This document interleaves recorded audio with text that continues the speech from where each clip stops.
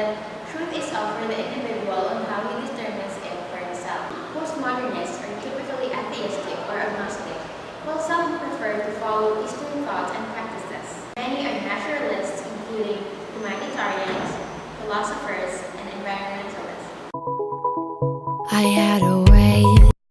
Postmodernists do not attempt their thoughts of being what is right or wrong, true or false, or good or evil. They believe that there isn't such a thing as absolute truth.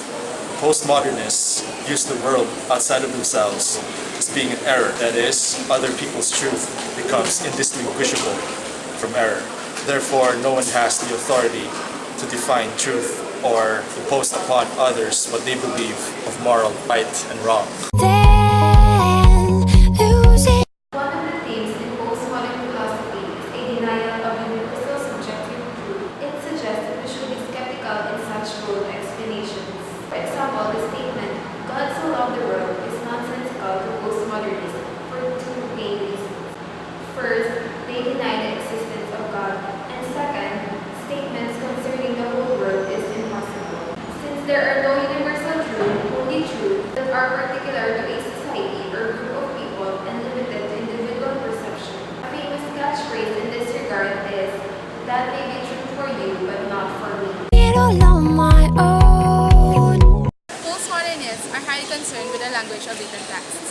Deconstruction defines the methodology of postmodernists.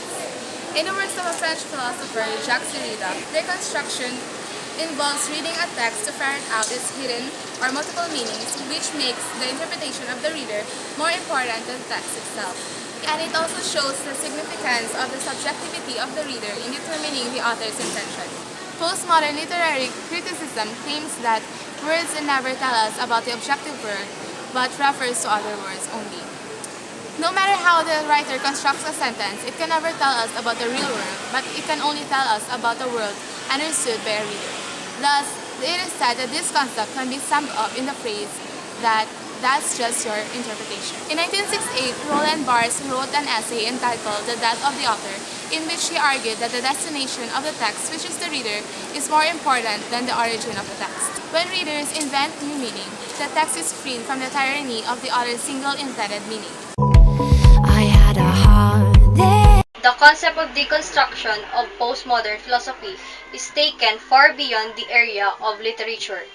Just as you, the reader, are creating the meaning of these texts. Also construct the world according to your experiences. In other words, there is no real world, a belief known that anti-realism. Postmodernist paradigm of anti-realism, there is no real world to which truth can correspond.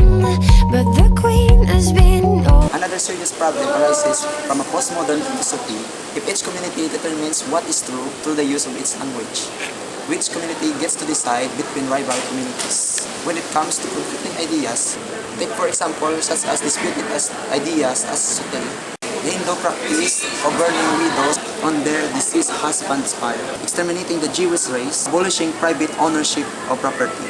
Since no community can claim to be right on this or other issues, the result is an increased competition between which group will dominate the other. We are witnessing this kind of escalation between warring factions in many areas of the society, from the college campus to the political arena to the international scene. overthrown. I suppose the relativism of postmodern philosophy, Christian students need to understand, according to Christian worldview, the truth exists. Nearly everything about Christianity is universal in scope and application. God created the whole universe, including man and